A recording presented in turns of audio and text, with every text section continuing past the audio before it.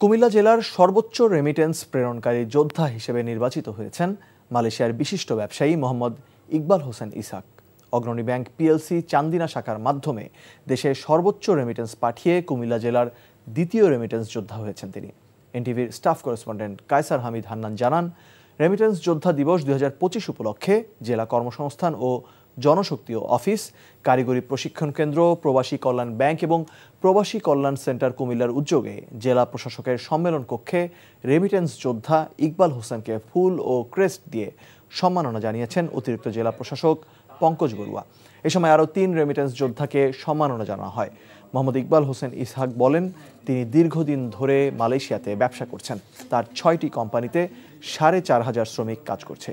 তিনি নিজে ব্যাংকের মাধ্যমে দেশে টাকা পাঠান। শ্রমিকদেরও তিনি হুন্ডির মাধ্যমে টাকা না পাঠিয়ে ব্যাংকের মাধ্যমে টাকা পাঠাতে বলেন। ব্যাংকিং চ্যানেলে দেশে টাকা পাঠিয়ে জেলার দ্বিতীয় সেরা রেমিটেন্স যোদ্ধা হয়েছেন। মালয়েশিয়ার প্রবাসী মোহাম্মদ ইকবাল হোসেন ইসহাক কুমিল্লার চান্দিনা উপজেলার গল্লাই ইউনিয়নের কেশারা গ্রামের বাসিন্দা। চান্দিনার বিভিন্ন সামাজিক কাজে অংশগ্রহণ করে থাকেন এই বিশিষ্ট ব্যবসায়ী।